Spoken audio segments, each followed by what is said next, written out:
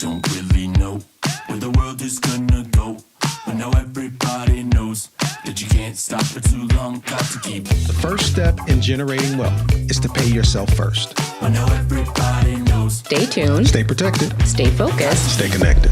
There's a lot of different types of HELOC products that are now on the market, some of them geared towards velocity banking, and that's really good news. This is probably the largest asset you will ever have in your life. Right. Here's some direction and some instruction on how to leverage this vehicle so that you can help yourself, help your family, accomplish your goals. We're not educated that way. We use this strategy to pay off our home in 4 years. Validation of your retirement account says what you thought was a retirement account is no longer one. When I tell you, you're going to be shocked to learn.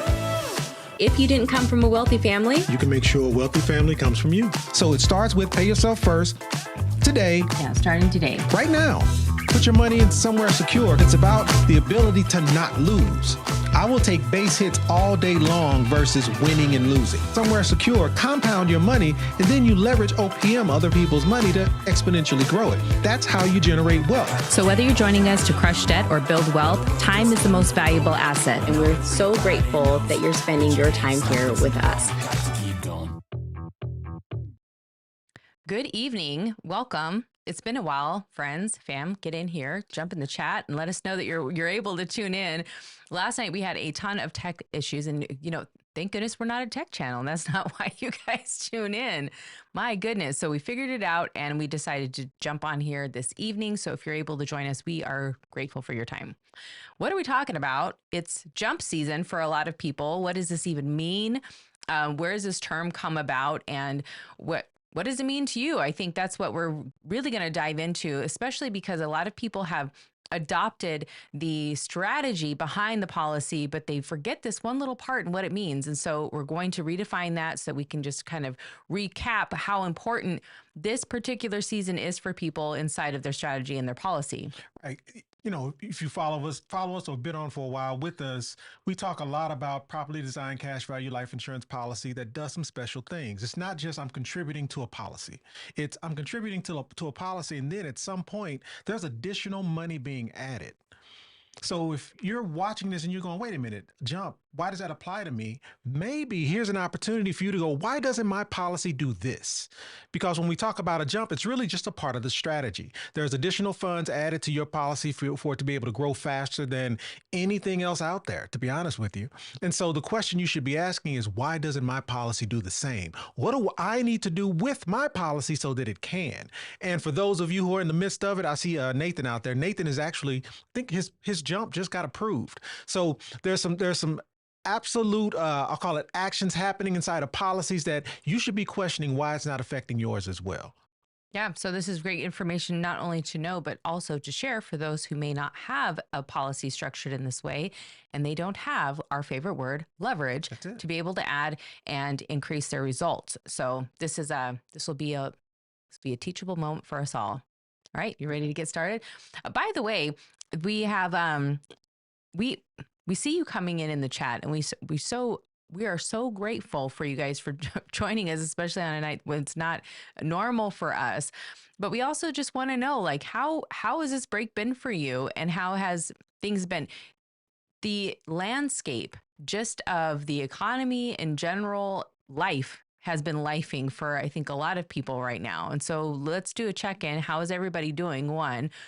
And just a side note, how is everybody, are you keeping the beat on what's going on inside of the new executive order and some of the side things that have gone on?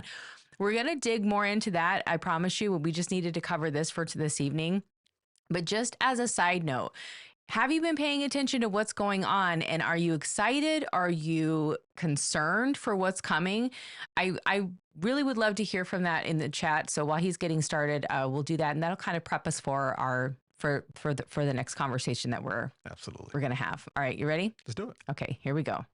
1, 2, 3. The goal should be, where can I achieve exponential growth? Exponential growth. Let's just get into it. Let's just get into it. Aha. Right.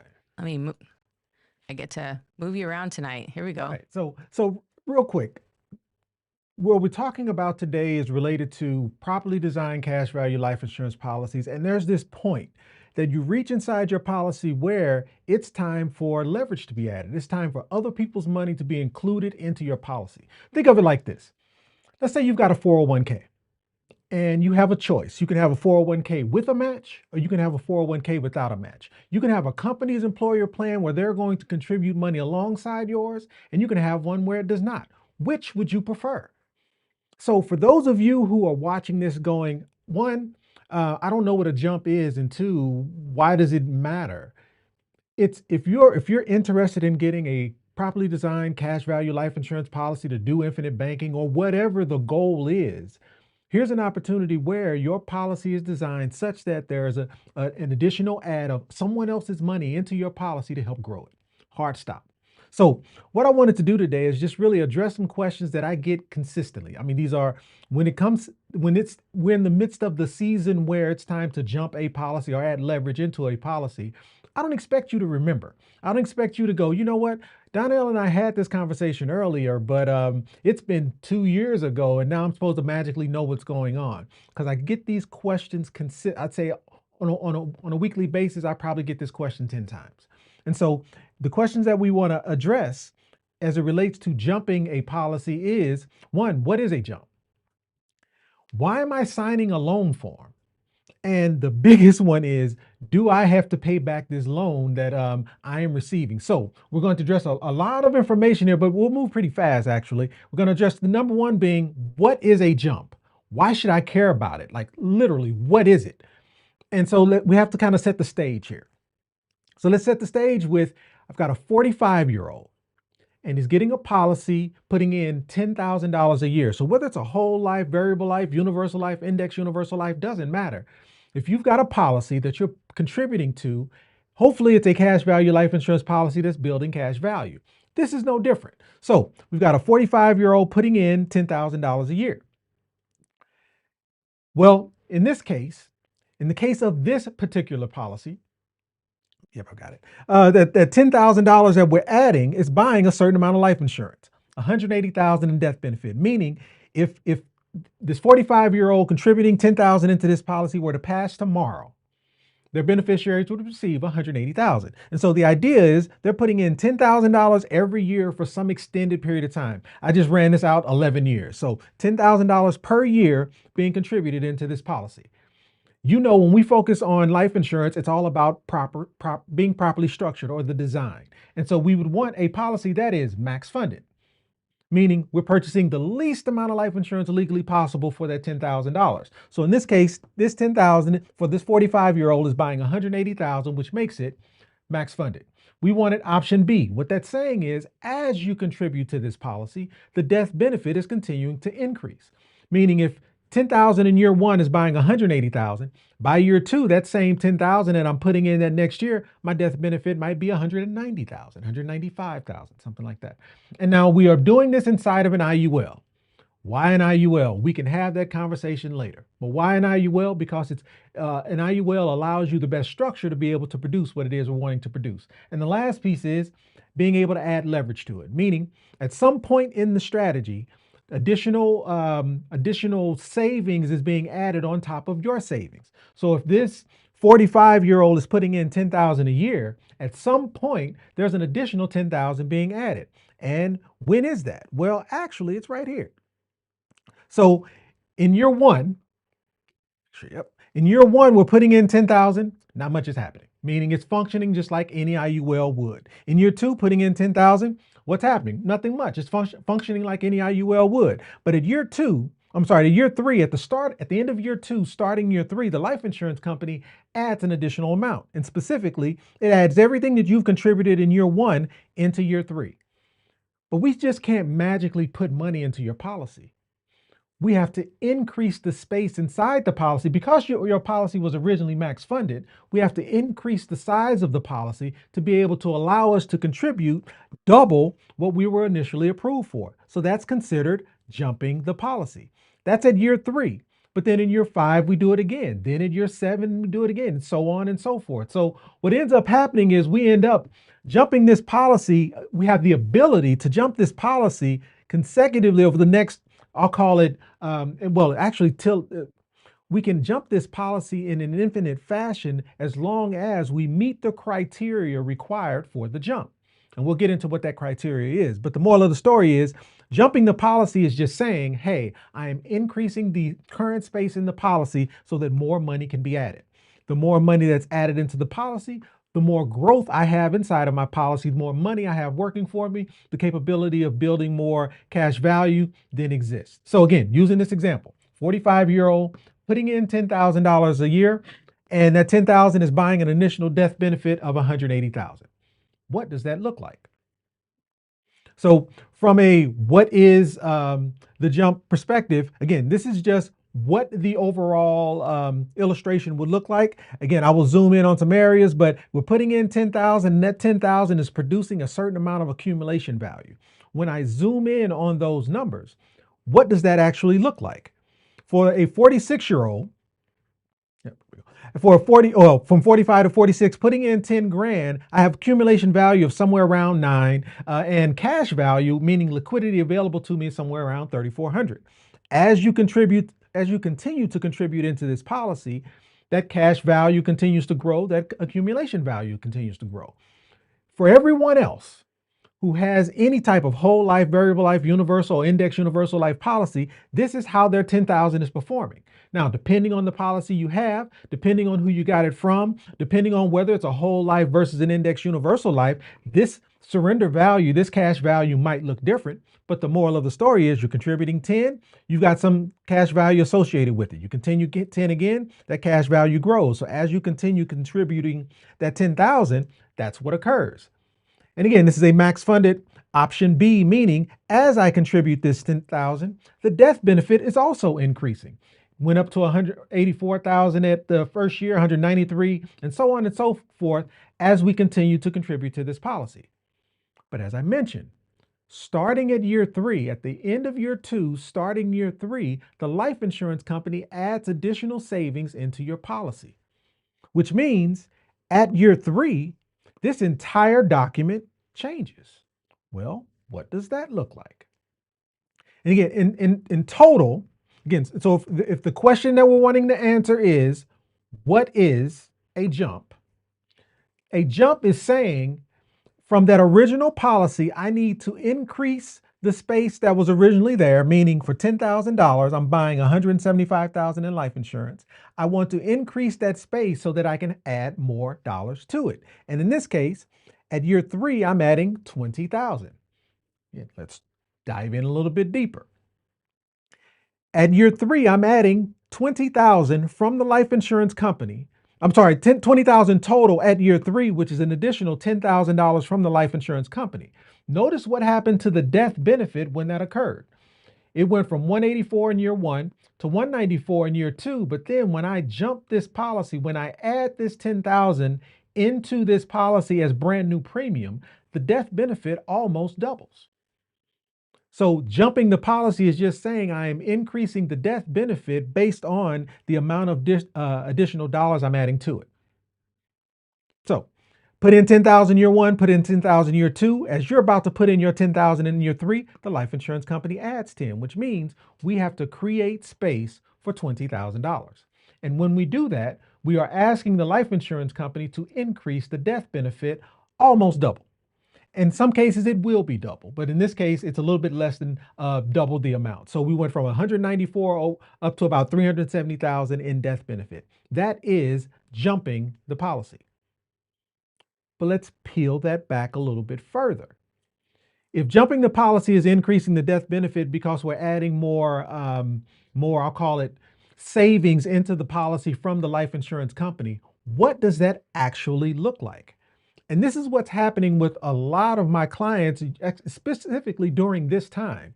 I've got a lot of clients that I'm working with them on their jump or adding leverage into their policy. So they're getting emails or text messages from me going, hey, it's that time. Hey, congratulations. We now have the ability to add additional growth into your policy. But there's some steps that we need to take. We need to fill out an application, meaning we have to make sure that your current information is up to date. Again, did your address change? Did your job change? Stuff like that. So we just have to apply. Because I can't magically put 10,000 into your policy. It has to be approved. We have to go through underwriting. So the first step is we have to apply. The second step is you kind of have to think back to what it is you actually purchased. This original 10,000 bought a life insurance policy. 175,000 worth of life insurance. That's what you were approved for. But now we're asking the life insurance company to increase that 175 to 370. You weren't approved for that. Matter of fact, that was 2 years ago.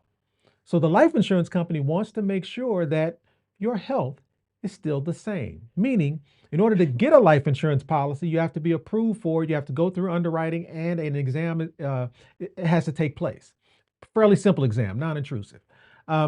So if we're going to increase the amount of death benefit going into the policy, the life insurance company is going to ask the same question. Hey, are they still healthy?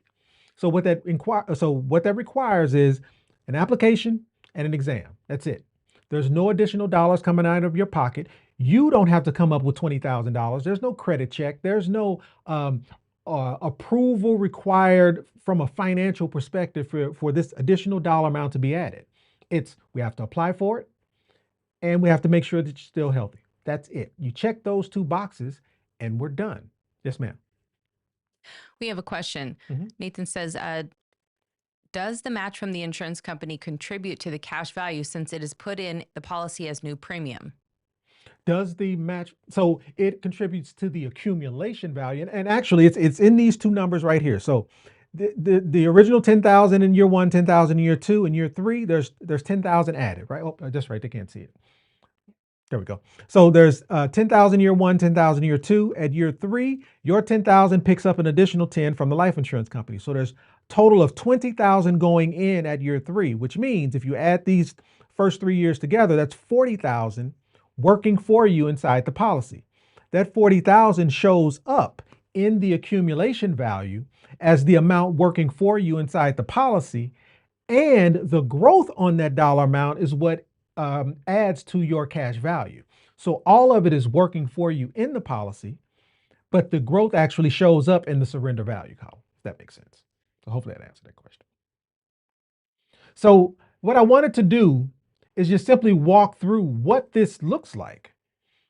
And again, for those of you who do not have a policy like this, you should be asking yourself the question, why? What is it about this strategy that is so different or so special?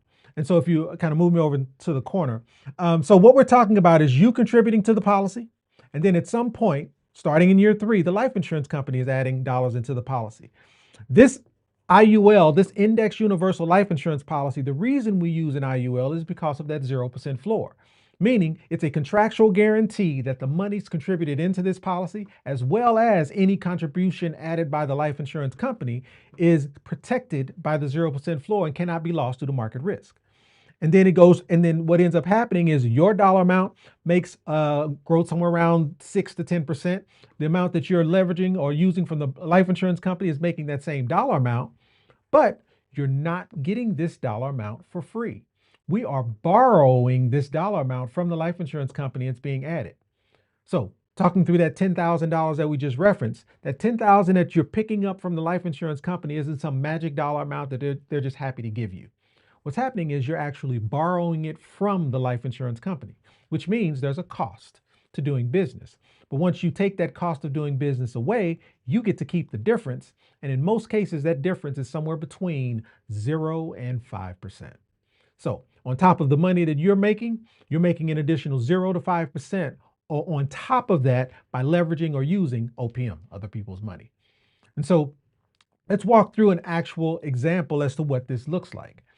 Again, if you've been on this channel a while, you've seen this visual before. This is where, again, using the same 45-year-old putting in $10,000 a year is going into this IUL, this Index Universal Life Insurance Policy. And as I mentioned, this IUL is where that 0% floor lives. What that means is there's a contractual guarantee that the money going into this bucket cannot be lost due to market risk. Meaning there is no risk of your money sitting in this bucket being lost, regardless of who's president, regardless of what's happening. And so your $10,000 inside this general fund on average makes somewhere between 3 and 7%. Well, 3 and 7%, what's halfway or what's on average between 3 and 7%? 5. So on average, that $10,000 is going to make about $500. 5% of 10,000 is $500. Got actuaries who are then going to take that $500 and buy a one-time call option in the S&P 500. What makes a IUL so powerful is it allows an opportunity for your dividends or your growth on the money that you have to be able to grow even further. And so this 5% is then taken to use to buy a one-time call option, which again gives you the opportunity to make additional funds on top. And so that additional dollar amount is somewhere between 0 and 10%. So what that means is you have the opportunity to make more money inside of an IUL as long as it's structured or designed correctly. There is risk though, meaning if for whatever reason this S&P 500 call option does not do well, this 5% that was used to buy it is lost. And that's kind of what that looks like in the following year. But to end out this year, you put in 10,000 inside of the general fund of an IUL. The growth on that IUL is then used to buy a one-time call option, assuming the call option makes that 10%. Your 10,000 makes an additional 10% on everything inside the bucket, which means your 10,000 makes in total, or has in total left over at the end of the first year, about 11 grand. And obviously that's 11,000 minus any fees associated with the account, but pulling that out of it, it ends up being about 10,000 on all of the dollars inside of the general fund. Hard stop. But here comes year two. And again, nothing special has happened here. We haven't added any leverage from the life insurance company at this point. And then we move into year two, we have an additional $10,000 headed into the same bucket. And that $10,000 headed into the same bucket is which equates to about 21 grand sitting in the bucket, is going to make that same 5%. That growth on that 21,000 is then what's used to buy this call option. And if the market were to crash, meaning if the call option done during that year was to not, would not be successful, and the money contributed into that call option actually, the market crashed or lost 19% or whatever that issue would be, the dollar amount used to buy that call option ends at 0, meaning the amount being contributed into this policy would be 0. No money made. Which means that 21,000 that was put into this bucket, you didn't lose it, but you also didn't make anything additional. And that's one of the powers of having an IUL, specifically having that 0% floor in place allows, again, it's a contractual guarantee that the money in the bucket can't be lost. But in this case, I didn't make any money on my money. So therefore I ended the year at the same place I left, or I ended the year two at the same place I started year two with again, minus any fees associated with this account. But again, year one, year two, and you can put me down in the corner, sweetheart, if you don't mind. Year one and year two, the moral of the story around year one and year two is simply this. Year one functions like any IUL. Year two functions like any IUL. And in this case, it was 10,000 year one, 10,000 year two. Whatever happens inside of the properly structured cash value life insurance policy happens. But starting at year three, something changes. Starting in year three, an additional dollar amount is then added into this policy. This is where the policy jump occurs. And the policy jump has a lot of different names. Meaning, for some, the jump is considered, hey, there's an index loan being added inside this policy. Notice I use the term loan. It is a loan. We are borrowing money from the life insurance company. Some might call it a match. It's all leverage. And at the end of the day, it's an indexing loan that is used as a participating loan inside the policy, meaning participating is just saying that it's going to function the same way my premiums are functioning inside this policy. So when we talk about jumping a policy, what we're saying is we're adding funds inside of this account on top of what is currently contributed. And so the reason I bring that up is because that brings us to our second question. And that second question being, why am I signing a loan form? So we've established that, hey, a jump is I'm increasing the size of my policy. I'm adding someone else's money into my policy as brand new premium so that it grows more. But why am I signing a loan form? Donnell, I remember this strategy you were talking about, but I don't remember you saying anything about a loan. And when you hear loan, the next question is, do I need to pay that loan back? But let's just stay here for a moment. Why am I signing a loan form? Well, as I mentioned, if we're going to add an additional 10,000 starting at year 3 into your policy, I can't just arbitrarily magically sprinkle 10,000 into your account. Can't happen. We have to request that dollar amount, and that dollar amount we're requesting is a borrowed dollar amount. And it's in the form of, as I mentioned, an index loan. An index loan is just saying that you're borrowing against the cash value that you already have in the policy. And again, some call it a match, and it's because the agreement that we have with the life insurance company is this. As long as you max funded your policy year 1, as long as you max funded your policy in year 2, starting in year 3, the life insurance company will match everything you put into the policy from year 1. So in this case, 10 in year 1, 10 in year 2, starting in year 3, the life insurance company adds 10. It's all leverage. Leverage is just simply saying it's a borrowed dollar amount that you're able to use and do what you want. And at the end of the day, the process in order for us to be able to do that is we have to request this dollar amount, borrow this dollar amount from the life insurance company. But once that's done, how does that change year 3? What ends up happening at year 3 in this case? So if you're about to put in 10,000 in year 3 and the life insurance company is about to put in 10,000 in year 3, that's on top of the 21 that we ended year 2 with. That's now 31,000 of your money sitting in this bucket, and there's 10,000 from the life insurance company sitting in this bucket. So now we have 2 different dollar amounts working for us. 10 of it is yours, 31,000 of it is yours, 10 from this year added on top of the 21 that was already there, and then 10,000 from the life insurance company. And both dollar amounts follow the same process. Meaning that 31,000 is going to make on average 5%. We're going to take that growth by a one-time call option. Well, the 10,000 that we borrowed from the life insurance company is going to follow the exact same process. Remember, this is where the 0% floor lives. And what that means is there's a contractual guarantee that the money in this bucket cannot be lost due to market risk. So if I'm borrowing $10,000 from the life insurance company, what is the risk to me in borrowing those funds? Well, if the $10,000 is going into this general fund, and this general fund has a 0% floor, which means there's a contractual guarantee that any money in this bucket cannot be lost, there's no risk to me, there's no risk to the life insurance company for this borrowed $10,000 to be sitting inside the general fund. So now let's play this out. 31,000 at 5% is about $1,550. So we're going to take $1,550 and buy that one-time call option. The $10,000 is going to make the same 3 to 7% on average 5. So we're going to take that same $500, buy a call option for both of these dollar amounts inside of the general fund. Now, assuming the performance, assuming the market does well, assuming the S&P call option does well, then that means this dollar amount is going to make on average 10%. Meaning our 31,000, the growth on that 31,000 that was used to buy the call option ends up making 10% on everything total inside the general fund. But in addition, the $500 that we used of the life insurance company to buy company's money to buy a call option makes the same 10%. But as I mentioned, we did not get this dollar amount for free. We borrowed this dollar amount from the life insurance company.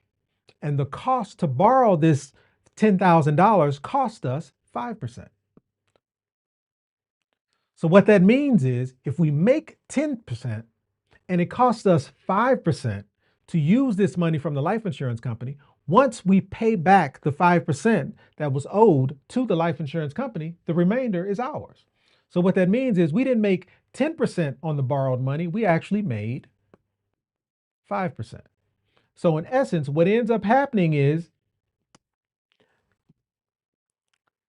let me put that back. What ends up happening is, make this a little bit bigger too. The 31,000 that we originally had in the bucket makes an additional 10% on that 31,000. And then once we pay back the life insurance company, there's an additional 5% left over. So at the end of year 3, our 31,000 made 10% on the 31 plus 5% on someone else's money, which means we didn't just make 34,100 in total at the end of year 3. We made this dollar amount plus this growth. I don't care if you have a whole life policy, a variable, I don't care what type of policy you have. Show me the policy that allows you to make additional growth on someone else's money. It doesn't exist. So if you have a policy, and if you put me down at the bottom, sweetheart, if you have a policy and it's not currently allowing you for the opportunity to add someone else's money in it, the question you should be asking yourself is why? What is it about my policy that won't necessarily allow this additional growth on my money to have someone else's money working for me as well? Because again, if we're talking apples to apples, if you take this same 31,000 and put it in a whole life policy, it's going to grow. But where's this part inside of a whole life policy? If we're talking this strategy against a regular IUL, the same 31,000 has the same opportunity to make this same 10%. But where's this part? Where's the opportunity to make 5% on someone else's money? That's the question. So when we talk about jumping a policy, first question you should be asking is, why don't I have that same opportunity? And where can I go to get it? So again, the purpose of this was to answer this second question. Why am I signing a loan form? We're signing a loan form because in order to add leverage into your policy, I just can't magically do it without your approval. And so the loan form is you approving us adding this additional $10,000. Yes, ma'am. I just want to, there's a huge conversation going on around infinite banking always, and in terms of how to leverage your policy. What's interesting about this, though, is that there are many people also having conversation about borrowing money. This would be the same loan. This would be a loan that they would be taking from their policy, right? Yeah. To go invest in something else. And this is the only time where you get to just take that money. If all policies were able to do this, it would make the most amount of sense to just go ahead and recycle it back in, unless of course you had an opportunity outside of that, which doesn't mean that you still can't utilize your cash value in that same way within this type of structure. So that's just a side note. What I want to bring forward here is the relationship people have with the word loan versus the word leverage, and being that they are at the same. The relationship that people have with the word debt in relation to the word leverage. This is, let's just unpack this for a second, because I think that instantly people hear, if they were to say, hey, it's time to put leverage in your policy, then that makes sense. But it doesn't say leverage document. Right. Right. And I'm saying loan specifically because we need to get more comfortable with this term. And it's because of this. It is a loan, meaning it's a borrowed dollar amount that is required to be paid back. But the second half of that response is, what about the risk? Yeah, Meaning, right. I was borrowing $10,000 to buy a car. The physical asset is the car. The loan that I used to buy this car, I have to pay back to the bank, right? What is the risk of, if I lost my job or for whatever reason I can't make that payment, what is the risk involved with that process? Well, yeah, let's think about it. They could come take the car. Well, when you sign the loan agreement that you're signing when you purchase a vehicle is saying that if for whatever reason I default on this loan, you can come after me. That's what borrowing money from a bank says. In this situation, though, let's assess the risk. If I'm borrowing $10,000 from the life insurance company, where is it? Can you physically touch it? Is it in your hand? Can you reach into your pocket and pull out that $10,000? Can you go down the street and buy crypto or buy a car? Can you spend that 10 grand? You can't. Where is it? When we borrow this $10,000 from the life insurance company, where does it go? It goes back into the general fund. Why does that matter? Well, the general fund is a unique place. Again, there are not, I was about to say never, and that's not true. There are very few guarantees associated with cash value life insurance policies. Specifically in an IUL, there's only one guarantee. The one guarantee you get in an IUL is there's a contractual guarantee from the life insurance company that any money sitting in the general fund cannot be lost due to market risk. Hard stop.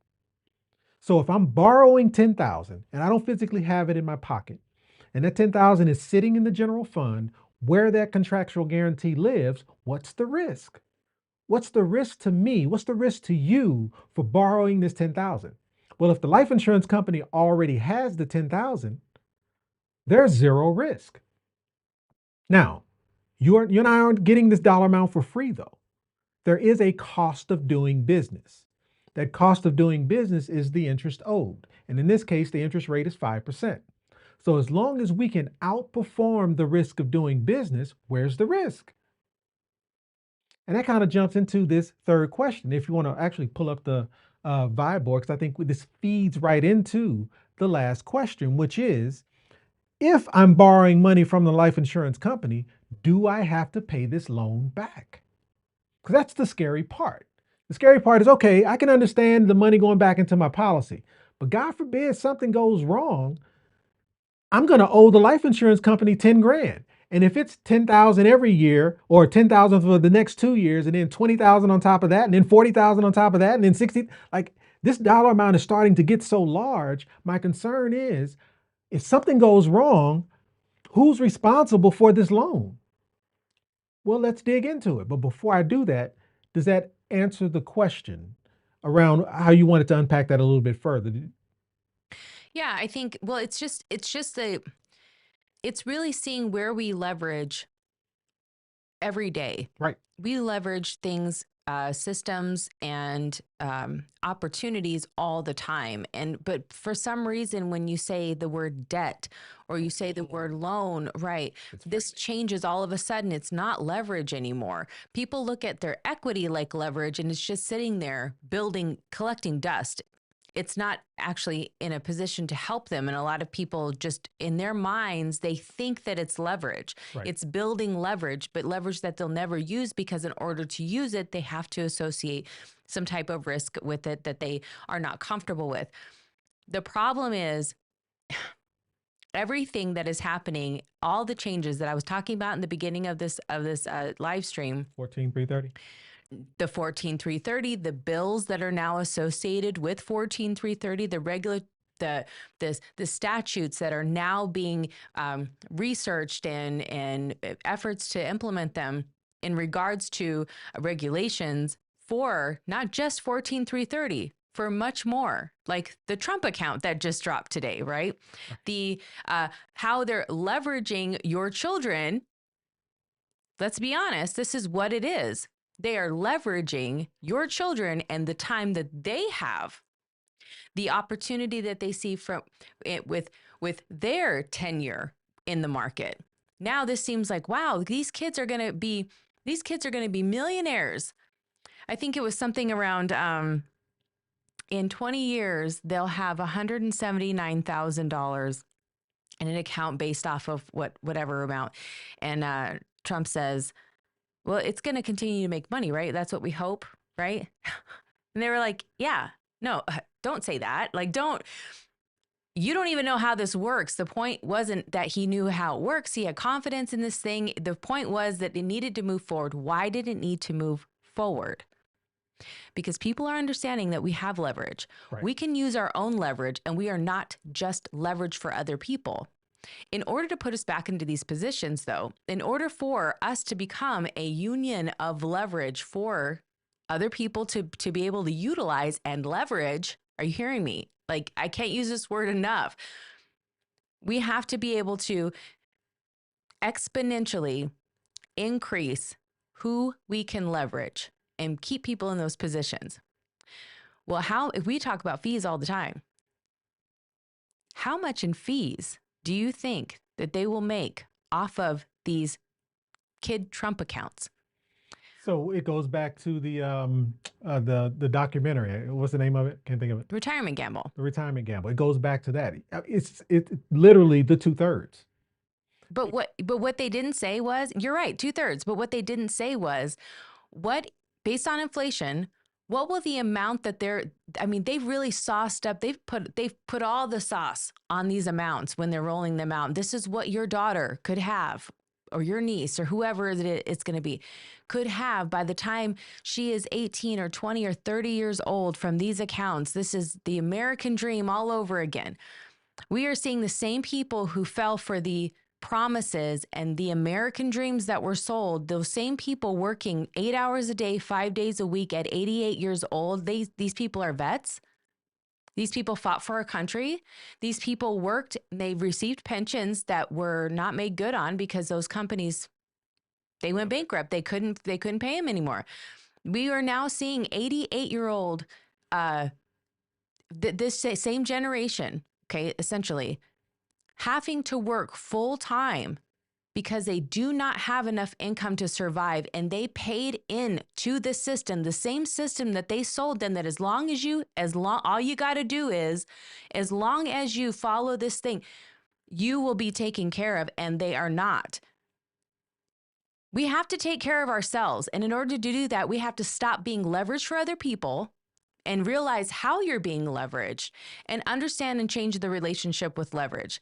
I don't know who needs to hear this tonight, but if it was you and feels uncomfortable for you, hold on to that. Why does it feel uncomfortable for you? Because maybe there's something there that needs to be unpacked that you can unlock so that you can be able to see where your power is and where your opportunities are.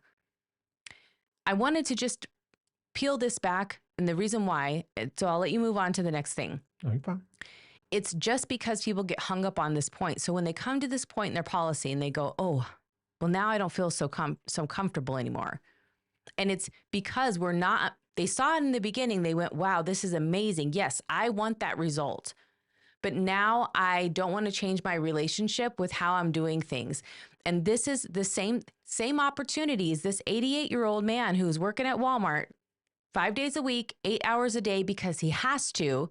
He could have educated himself along the way and saw the writing on the wall that these things, the math was not mathing on what they said, but he just continued to trust, right? Just continued to trust that they had his back. Why wouldn't they have had his back? But he could have made some different decisions. And that's the most unfortunate part, is that he was promised a dream that they never intended on fulfilling. And they didn't care if they made good on. That's really the truth. Maybe they intended on it, but they didn't intend, and they didn't care that they couldn't. And it's just unfortunate that we have a lot of people in that position right now. And how many more people will we have in those positions the more we continue to think that they're just going to come up with a plan to make sure we're okay? We have to do that. That's our job now.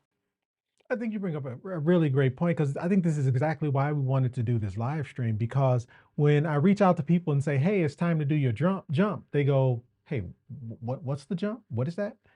And then I explain, you remember, leverage, added, blah, blah, loan. The minute you hear the word loan, it's whoa, whoa, whoa, whoa, whoa. And then I have to re-educate around what is actually meant by leverage, loan. What is the risk? What is the impact to you? All of those things. So no, I think you're spot on with when we hear these things, we've been conditioned to believe something specific. This is something that I owe. There's a risk involved. Whereas in this particular situation, in this strategy, the risk is zero. This is literally a match going into your policy to help you make more money. Yeah, this is the first time you get to leverage you. That's it. Right? It. You're not asking for permission to do so either. You are the criteria. That's right. That's right. Yeah. Oh, you're spot on. Yeah, no, this is good, and I really appreciate your comments in here. And believe me, when I tell you that when you leave a comment on a video like this, and other people get to see that they are not the only ones who feel this way. If you felt this way and you had to change your relationship, you had an aha moment that really was impactful for you, share it so that somebody else can see that, golly, it's okay that I feel this way. How did you? Maybe they can ask questions and you can reply to them in the comments or whatnot. But this is how it's each one teach one. This is how we grow farther and faster when we go together and we form community. And it's what's required right now in the landscape that we're in today. So we really appreciate everybody who's in the chat right now just sharing. But if you're watching the replay, just get in the comments and share what has been your experience and what was that shift for you, because nobody wants to be the 88-year-old working at, especially veteran. Like, why is this even a thing? More common than we even know. We don't have statistics on this because it's embarrassing for America to admit the treatment and the disregard that they've had for an entire generation that fed into a system that benefited a few. And here's the thing, this isn't getting easier.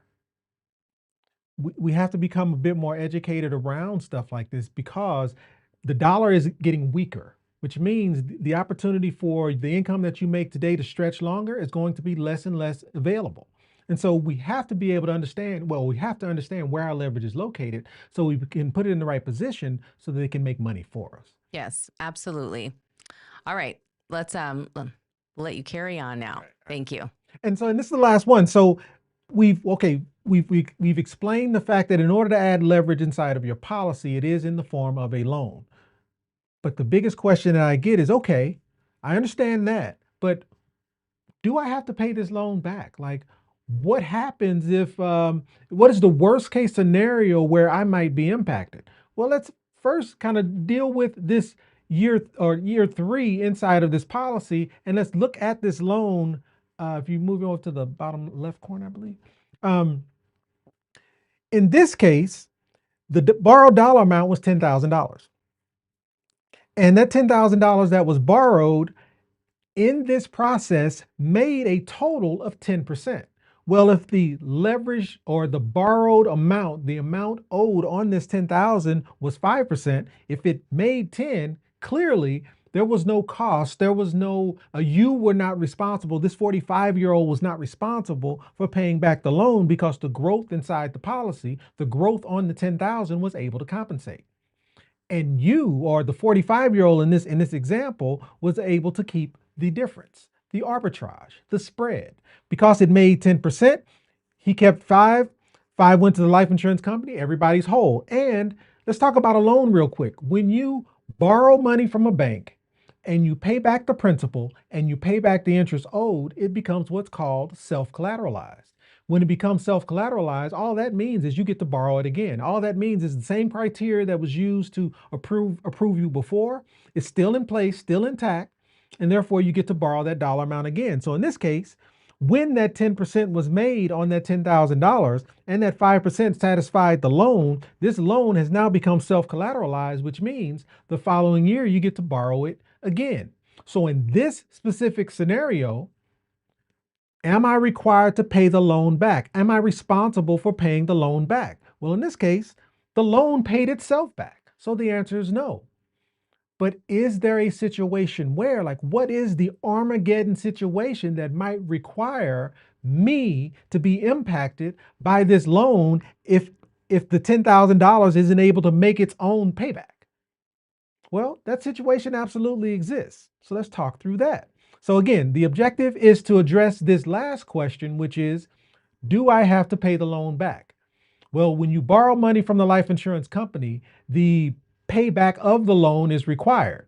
Well, if the $10,000 is already sitting in the general fund, they have the principal. So we're not talking about the full loan. We're just talking about the cost of doing business with it, which is the interest. There is a responsibility to pay that interest back. So what would happen if, for whatever reason, the market crashed? If there was a down market, again, for whatever reason, the market crashed, whose responsibility would it be to pay back this loan? Where there are two actions that occur in the instance of a market crash. If there was a market crash and you had borrowed dollar amount inside your policy, these are the two actions that the life insurance company would take. The first one is all interest payments would be deferred until you die.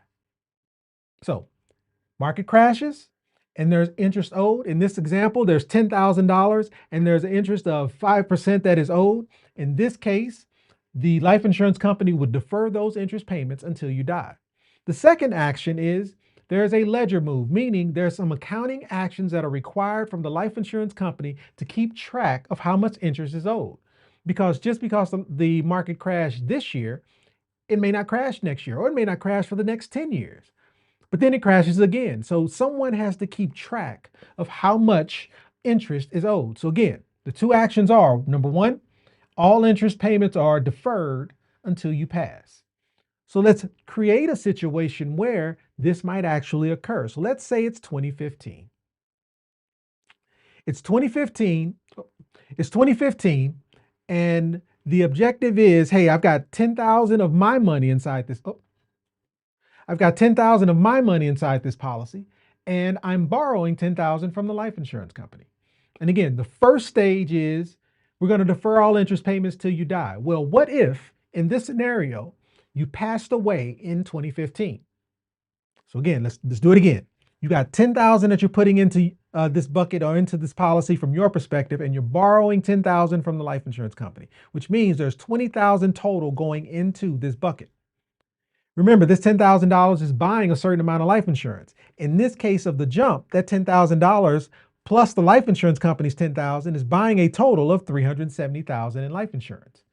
Meaning if you passed away right now, the death benefit associated with what you've contributed into this policy, your beneficiaries would receive $370,000.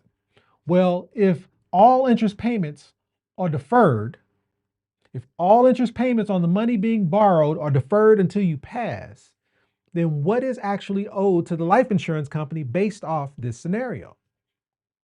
So if I put in 10,000 into this general fund and I'm borrowing 10,000 from the life insurance company, the 10,000 that I borrow, the 10,000 of my money makes on average 5% inside this general fund. A call option is made using that $500. The 10,000 that I borrowed from the life insurance company, again, 5% is made inside the general fund. That same $500 off a different, not the same, the $500 based off the 10,000 that I borrowed from the life insurance company, both of these dollar amounts are then used to buy this call option.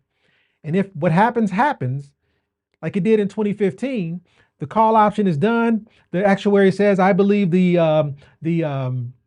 S&P 500 is going to close at somewhere around 2,100, but actually closed at somewhere less than that, which means there was negative performance inside, or was that what was that? I think it was like a negative 12%, if I'm not mistaken. There was a negative performance inside of the S&P 500. Instead of us participating in that negative 12%, what ends up happening is we get a 0% credit. So at the end of the year on this performance, your $10,000 does this. Before I do that, again, first stage is the payment is deferred until you pass. So if this is the case and you end up passing away here, what ends up happening is the $370,000 that is owed to your beneficiaries, the life insurance company says, wait a minute, you still owe us 5%. 5% of $10,000 is $500. So they are going to take $500 from the death benefit that is supposed to go to your beneficiaries, which means your beneficiaries end up receiving 69,500, I believe. What that means is that $500 would be taken out of that death benefit before it went to your beneficiaries. God forbid if you were to pass away right here. But let's say you didn't. If you did not pass away in 2015, then what occurs? Again, the first step is we're going to defer all payments. The second step is we need to keep track. So if that's the case, in 2015, what would have occurred? Again, using the same 10,000 going into this bucket, the same 10,000 going into this bucket from the life insurance company, that growth being used to buy a call option, and that call option failing, which means this dollar amount is lost. But the life insurance company doesn't care. Someone owes the life insurance company 5%. And let's do that actual math. 5% of $10,000 is $500. What will happen is the life insurance company will say, hey, okay, we're going to move $500 from your side of the bucket, $500 from your 10 grand that's sitting in this bucket, and we're going to move it over to the life insurance side of the same bucket. Again, all we did was move $500 from this side to this side. And when that happens, what's the end result? the end result is you will then have $9,500 on your side. You would have $9,500 of your accumulation value added to the accumulation value coming from the life insurance company, which is $10,500. So on the surface, it looks like you lost $500. And that's traditionally the argument that I would get. Wait a minute, if you move $500 from my side over to the life insurance company side, I no longer have $500. But that's not true. Because how much in total is working for you inside of this process? And this is where you have to understand the value of the general fund. How much in total is working for you inside this general fund? Well, that is all of these dollar amounts are working for you inside this general fund.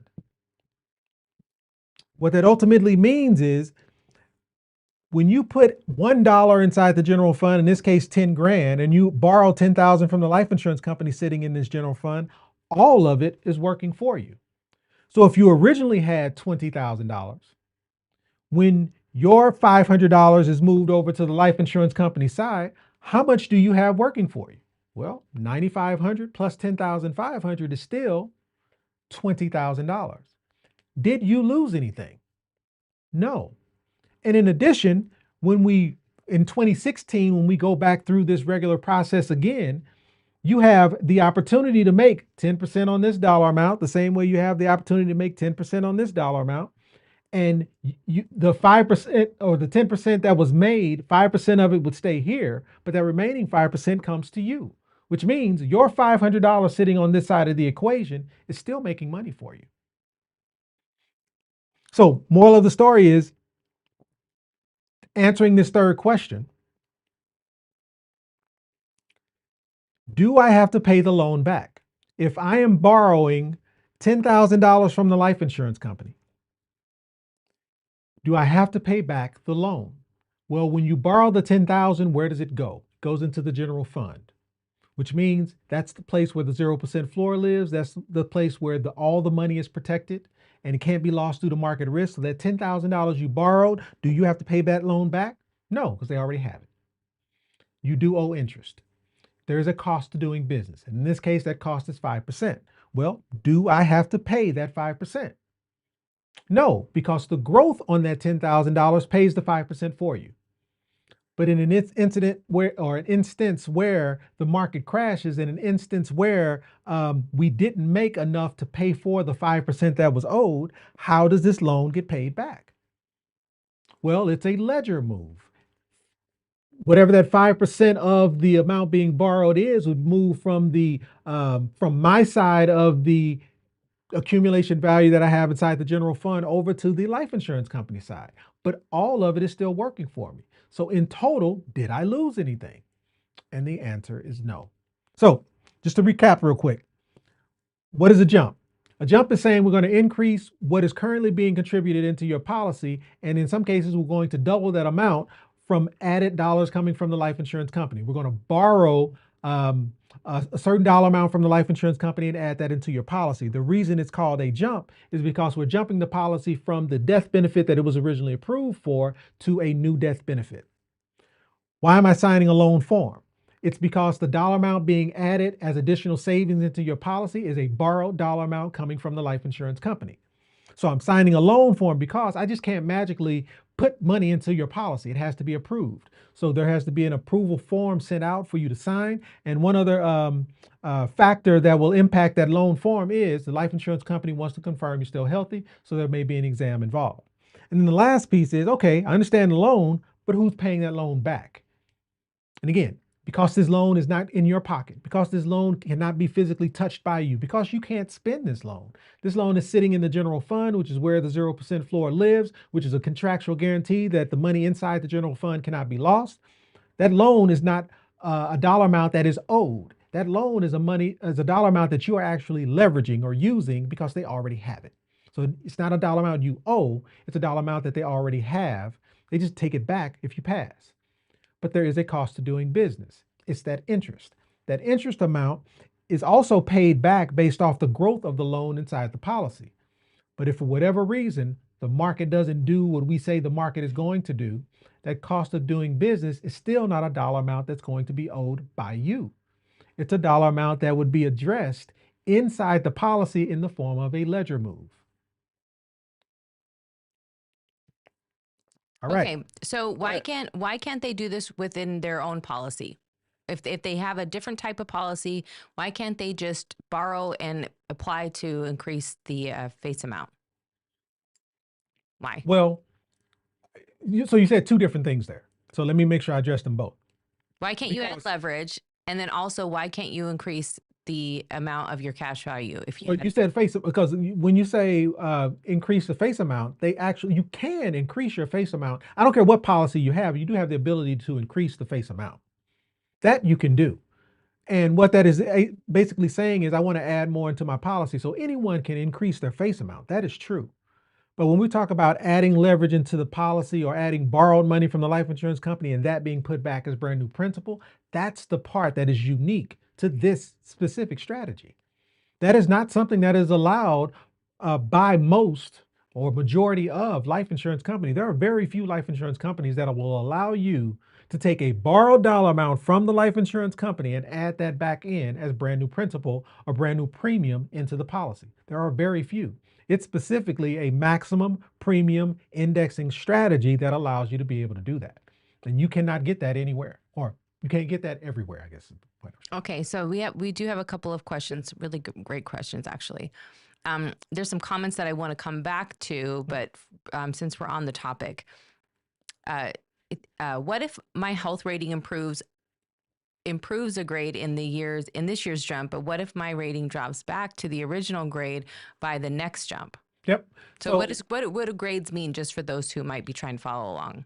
So when you initially get a life insurance policy, that life insurance policy has a certain rating associated with it. And there's I'll call it a range of what that rating could be. It could be preferred plus, all the way down to a standard or a table rating, which means the more healthy you are, the higher the rating. The less healthy you are, the lower the rating. And you could also be declined based off your health being too poor. So there are some people that don't qualify.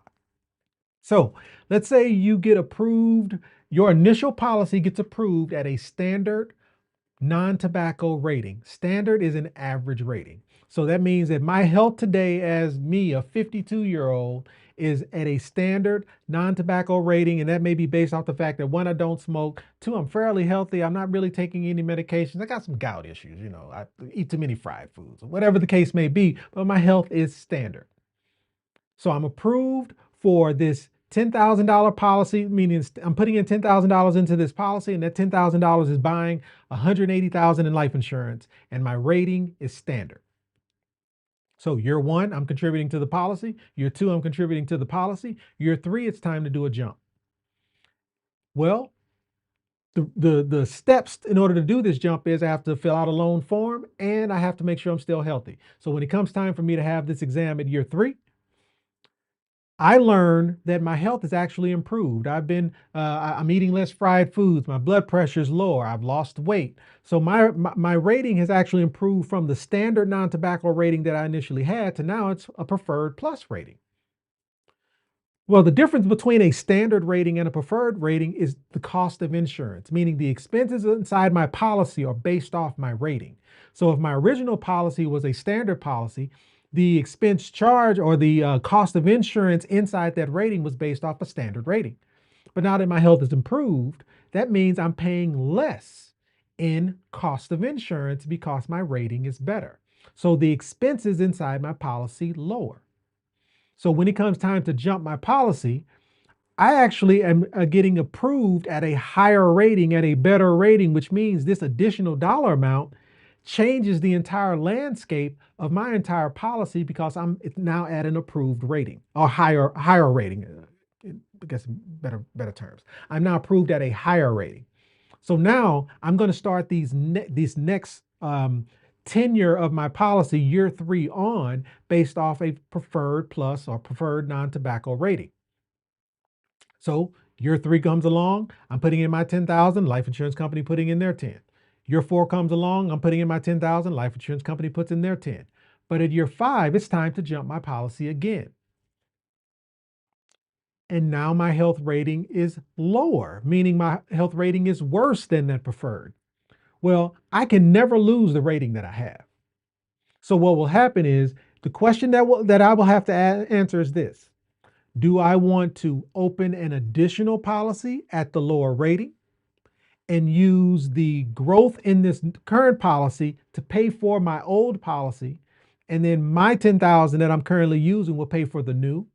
Or do I want to wait till next year in anticipation of my rating changing again or improving again? Now that I know that it's what it is, I could decline jumping my policy this year and continue with the same process that's currently in place where I put in 10, life insurance company put in 10, and wait till next year and do this assessment again so that I can stay at the higher rating. Like, there are a few different choices that you have. And again, just to recap what those choices are, if your rating changes, you have the choice of doing this. We can hold. We can hold where we are in the policy and jump the following year. That's one. We can use the leverage, use the growth, use the loan amount, the index loan amount coming from the life insurance company to fund the policy at the current rating, and then my dollars will fund the new rating. So now I have two policies working simultaneously. And notice, whether I have one policy with both amounts or two policies with the individual amounts, mathematically, I'm making the same with the exception of the cost of insurance for that new policy. So my point is, having two policies working for me, I'm still able to accomplish the same goal, which is growing maximum cash value. So again, the second option is I can use the leverage and growth that I'm getting from the life insurance company to fund the original policy, and I will now fund this new policy at that lower rating. That is the other option that I have. And then the last one is to get, again, just to stay where I am and wait for my rating to change and then jump the policy once my rating changes.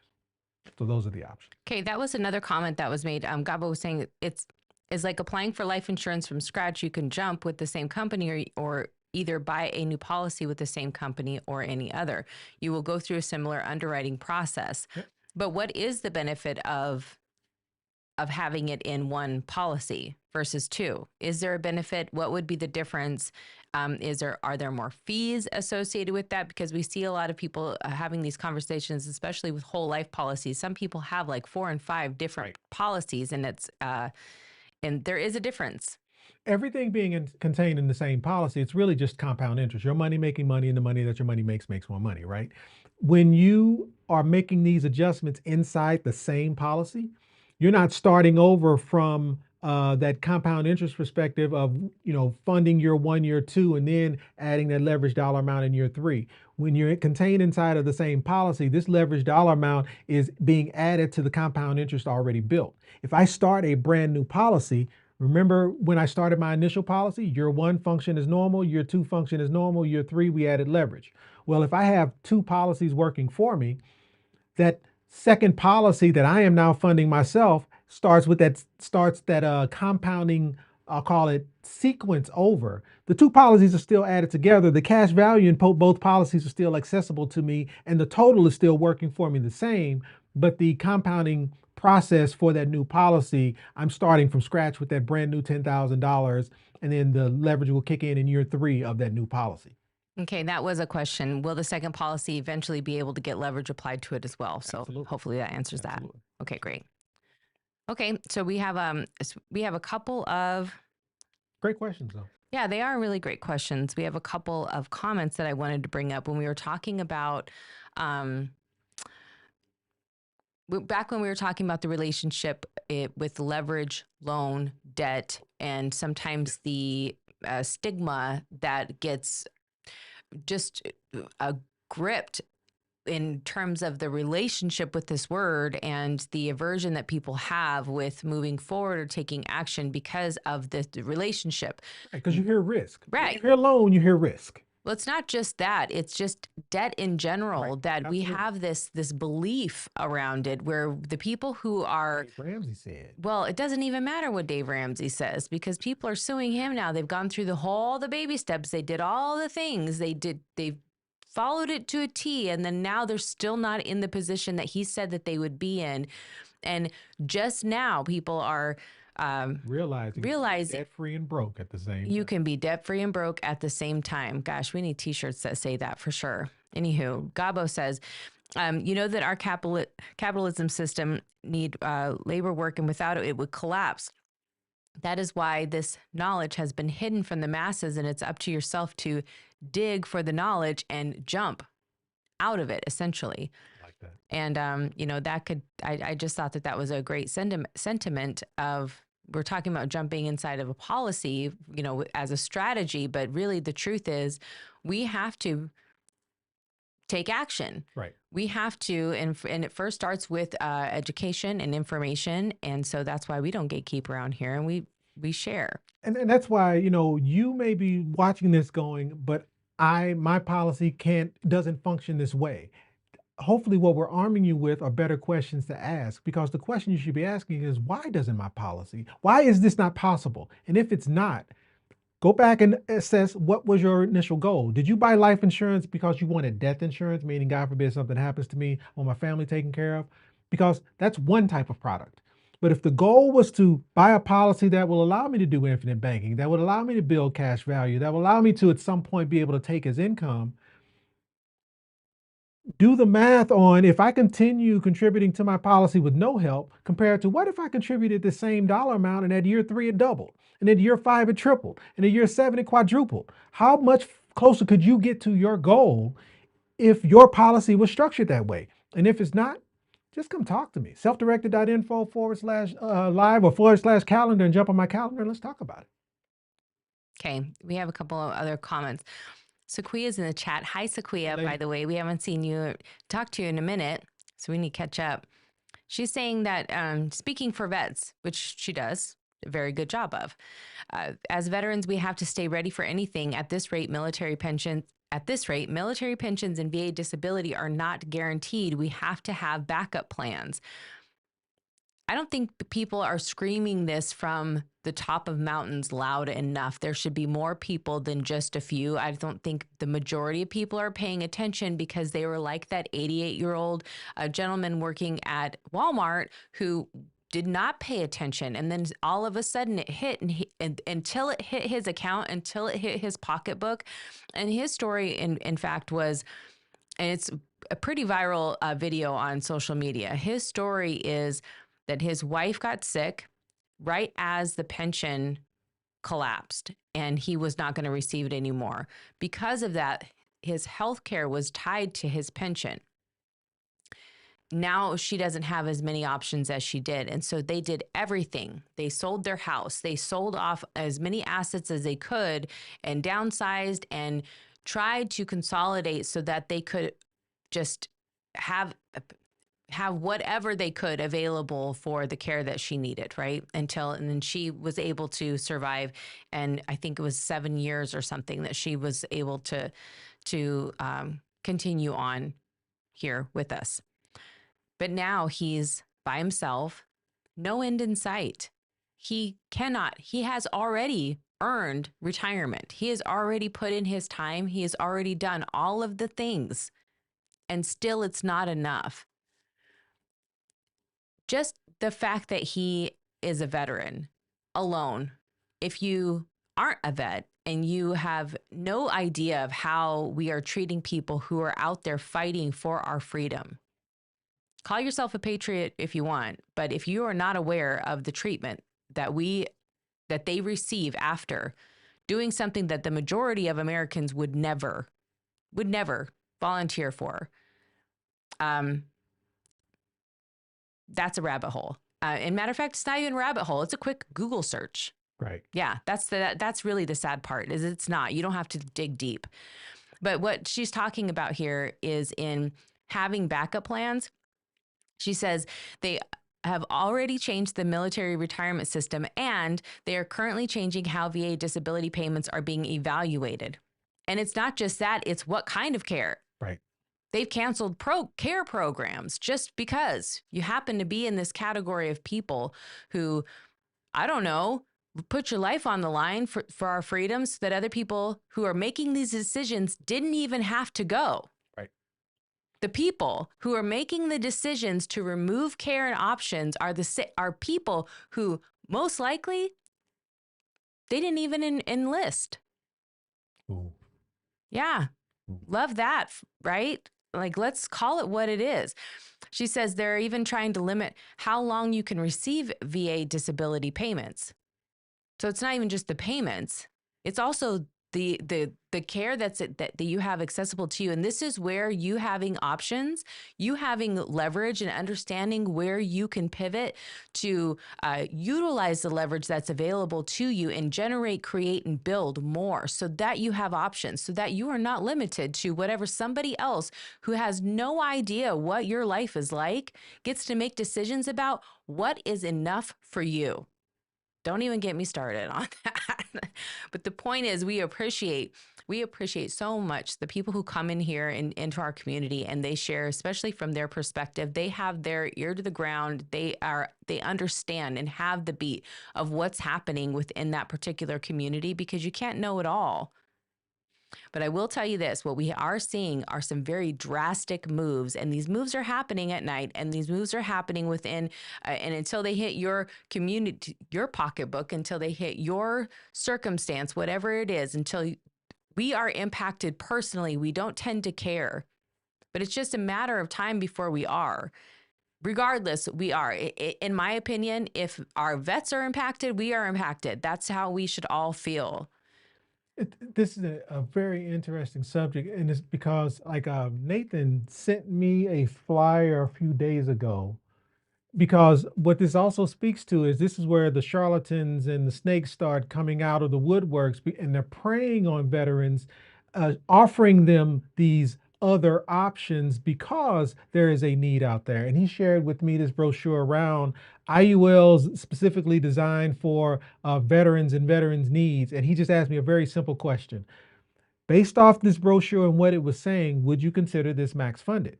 Because if it's not max funded, again, you guys who've been on this channel a while know, if you've got a policy that is not max funded, what does that mean? That means you're buying too much life insurance. Who benefits from you buying too much life insurance? It's the agent that created it for you. So with this need, especially from a veteran perspective, that's required, you have to make sure you are doing your due diligence around where you're getting your information from, being armed with the right questions to be able to ask so that you can weed through the nonsense out there, because they're coming for you. They are preying on these veterans, trying to get them to, and some are falling prey to these options being provided that don't suit them or will not be able to produce the results that they were hoping that was going to be there. So, yeah.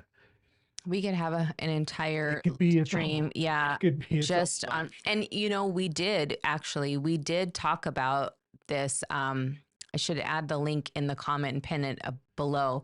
We did talk about VA benefits, just military benefits in general, and how drastic the changes are based on tenure, based on a lot of different factors, but where they have left these loopholes in your benefits down the road. Right. So it's not just in the changes that they're making now. Some of these already exist, and they're already in there in the fine print to kind of safeguard them against having to pay out. Really, that's just what it is. It's saying, if you are here and we have to cut you a check, but if you exit out of our system and based on this fine print, if we decide to change the rules or you qualify under one of these particular things, like, we can just pull it because we don't want to actually pay. We don't care about making good on what we said we would do. And it's quite unfortunate. But the point is, whether you served or whether you didn't, it's the same story. Right. That's the point, is we're out of the pension era, and it doesn't even matter, because now what we're learning is none of that mattered. None of that worked. They were not expecting this gentleman at Walmart, to be 88 years old. They were not expecting to run out of money. They were not expecting for the world to change this much. They thought that for sure that people would make good, and that they would assure that they would make good, so that their reputation, so that their promise would last. That's not what happened. And the new people that come in and powers that be, whether if it's a corporation or a nation, right? They don't have to make good. And that's what, if we've not learned anything, we have learned that they do not have to make good. They do not have to continue those promises or follow through. And so this continues to So it's speak our job. to the and assets, right? Yeah. Like even because you were talking about the $1,000 for the newborns. Like to me, regardless of what that $1,000 will or won't turn into, if it's coming to me for nothing, I'm going to take it. But that I'm not going to allow that to be my only. It's another and asset. So that $1,000, but could I open a policy on my newborn at 14 days and put $100 a month in that? What would that turn into inside of a strategy like this compared to the $1,000 that the government is quote unquote giving me? But we know what that give means. There's going to be a bill due on that as well. So it becomes an and a discuss. It's an and asset. If I'm getting my full disability today, but I'm healthy enough to be able to qualify for a properly structured cash value life insurance policy. While the situation is positive today, I'm going to leverage this dollar amount that I'm getting from the government to put it to work so I can build an asset that is creating and generating wealth for me now. Because when it changes, it'll be too late then. So how can I leverage the position that I have right now to be able to build an asset such that if it does change, if I do have to pivot, I have an asset in place. So it becomes this and conversation. It isn't only do this or don't do this because that over there is trash. Is understanding where your leverage is located and putting yourself in a position so that you can reach and grab and put it all to work, because these are all just different types of employees. Your home, that's an employee for you. Did you know that?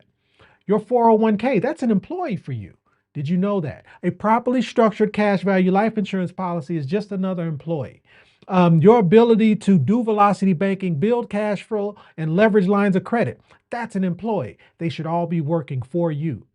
But we've been conditioned to believe our job is to work for it, and then it'll take care of us when we need to retire. But that 88-year-old, he learned something different, right? Yeah, So the objective is we can't be that. No one's coming to save us. It's on us. That's right. And really, I find it kind of disrespectful to the generations who did believe they were pouring in to build a system, to build a nation that we all could be proud of being a part of. It was in every song we sang, right? Growing up and in schools, it was in the pride that we felt in being Americans. It was in all of the messaging around why we would want to persevere, why we would want to achieve, why we would want to climb a ladder in the first place, is because we had this opportunity to do so, and that we had this opportunity to not have to do it forever, right? Right. That was the other part, is that you get to exit at some point. The harder you work, the sooner you get to exit the system, and then you can just enjoy life. I mean, this is whole dream around it. The problem is now we're seeing that even these same generations who really they started the machine, right? They built the framework. In a sense, they were from that era, that they've now learned, and it wasn't an FAFO situation. They were not. They were promised some things. They put their time in too. They were promised. Yeah, they put their time in. And so now we've seen it has been crumbling. We talk about this all the time, like the history of retirement accounts and why certain things were introduced, but what they weren't saying when they were introducing these things was like, hey, listen, the system is already failing. We know that it's failing. So we're going to introduce all of these new opportunities, because what we can't say is, oops, our bad. They're not going to say that. So now we're going to call it an opportunity, like a Trump account for your kids.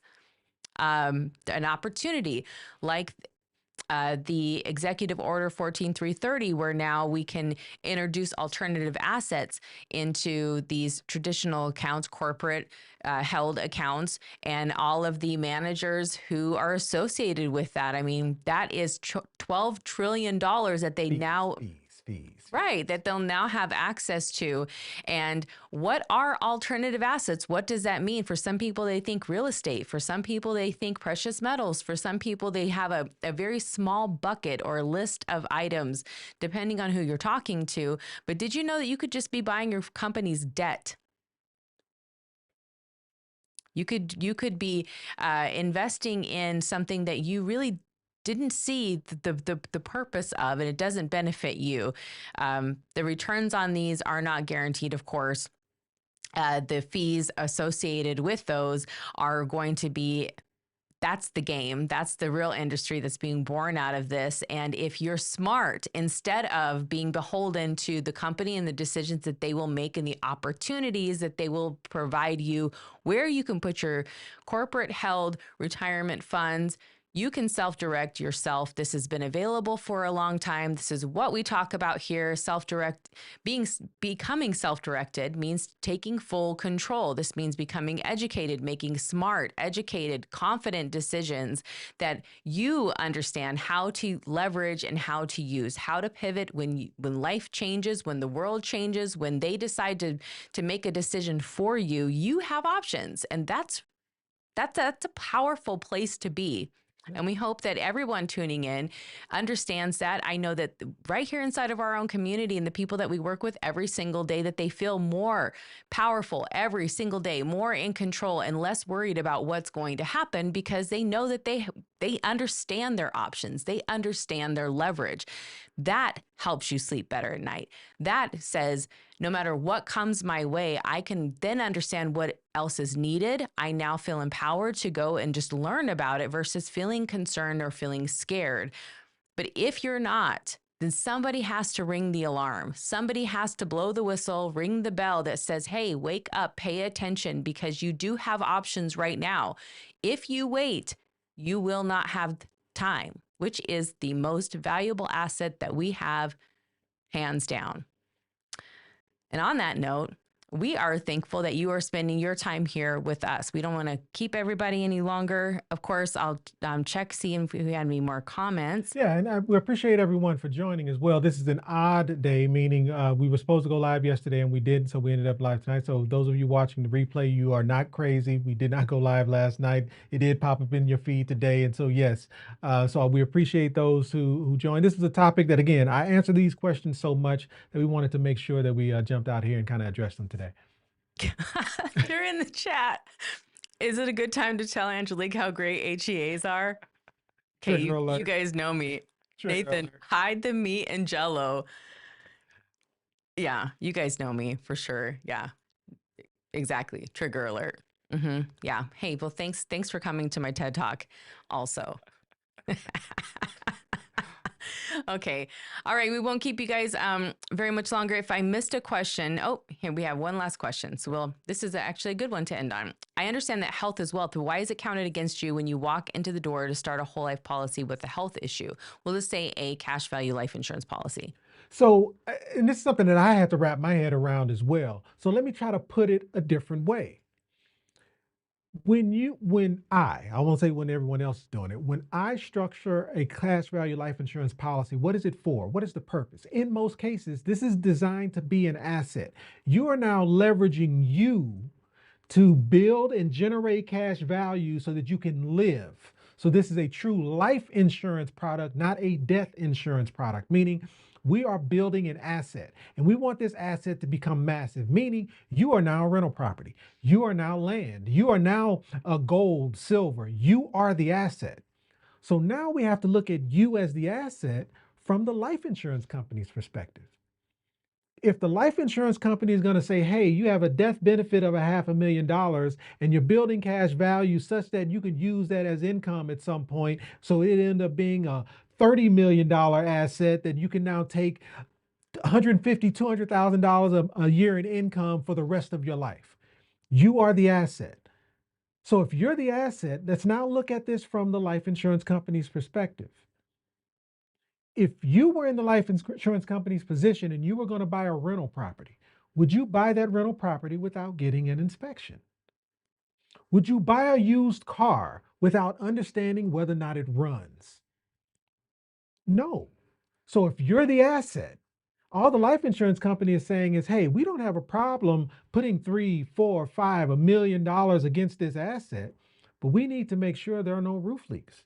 We need to make sure that this is an asset that will, because again, I think Gabo said it perfectly. We are in a capitalistic environment, meaning it is all about capitalism. So when it comes to you being the asset, all that exam is asking is, are there any roof leaks? And if the answer is no, then they have no problem backing that asset with whatever that dollar amount is. But let's say there is a roof leak. That doesn't mean they won't back the asset.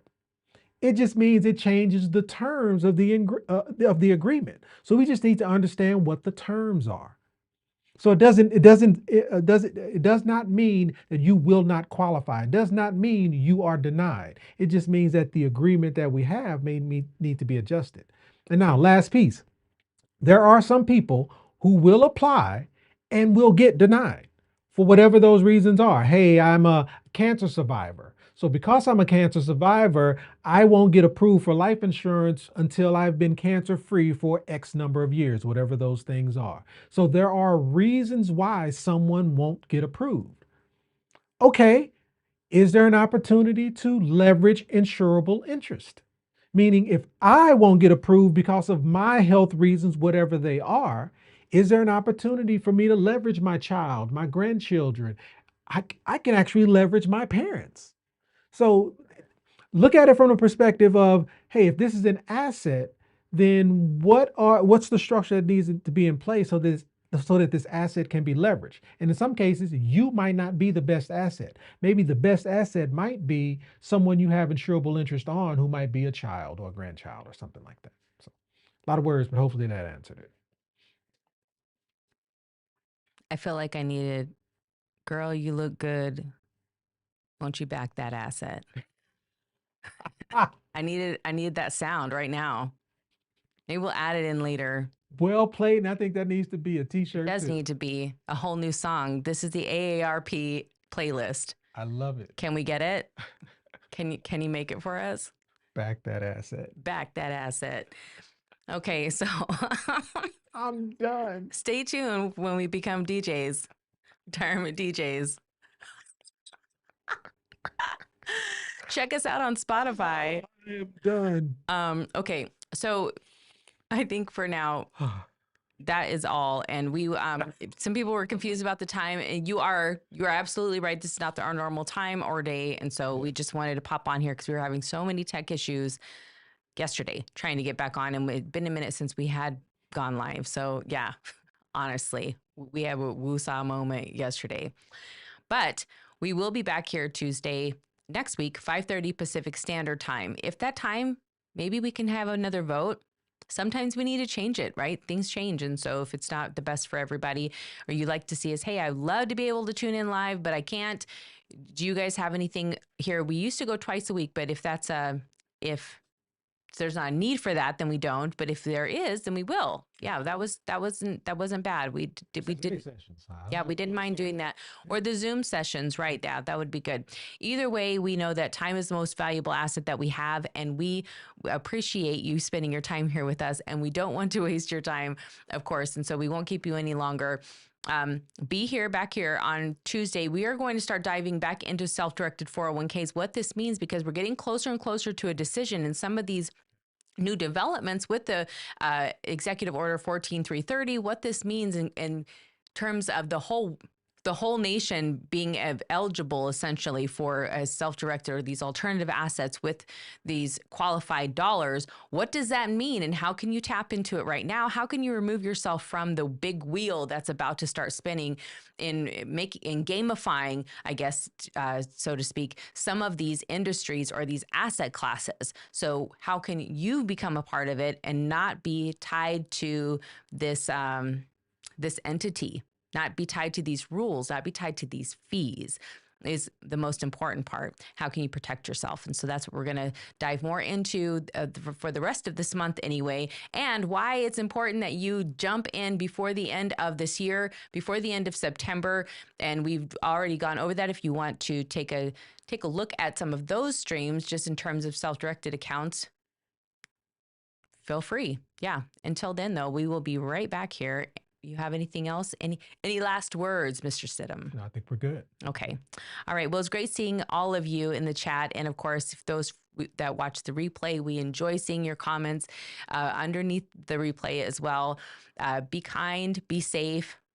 I would ask, I don't know that I've seen it today. I'd say go ahead and put up the selfdirected.info/calendar while we do the outro. So that way, if anyone wants to either go over a policy that they currently have, they want to understand why leverage can or cannot be added to it. If we want to have more of a discussion around the current retirement account you have, you talked about it being the ability to be an employee for you, how that's possible.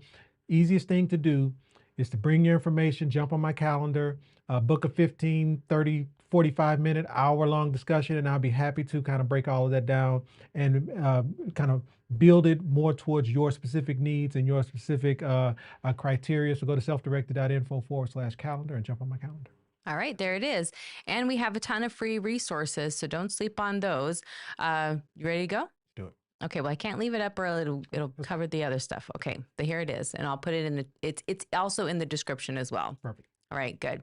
All right, well, we like to end with, if you didn't come from a wealthy family, you can make sure a wealthy family comes from you. So stay tuned. Stay protected. Stay focused. Stay connected. I'm Angelique. And I'm Donnell. And our goal is to help you get self-directed. And to do that, we have a ton of free resources, so don't sleep on those, including free consultations at the link. We'll show you how to get those. Back that asset. Back that asset. All right. Have a great night, everyone. Thanks so much. We'll see you next week. Hey, before you go, we want to remind you that becoming fully self-directed means gaining complete control over your wealth, time, and freedom. It's not just an idea. It's a framework, a mindset, and the power to make informed decisions to secure your future. Being here means you're taking those steps, and we want to thank you for allowing us to guide you. We believe that we grow farther and faster when we grow together. So tune in next time and tell a friend to tell a friend. We've helped thousands of people just like you start their journey to financial freedom. And if they can do it, you can too. And if you're ready to learn more, we got you. Get a head start by grabbing these 2 free books. But how do they get them, Donnell? Head over to my website where you'll have access to a few things. A ton of free resources, case studies, and over 100 5-star reviews from people just like you. And in 15 minutes, we can explore what's possible for you. So don't wait. Invest in what you want, when you want. But first, let us help you get self-directed.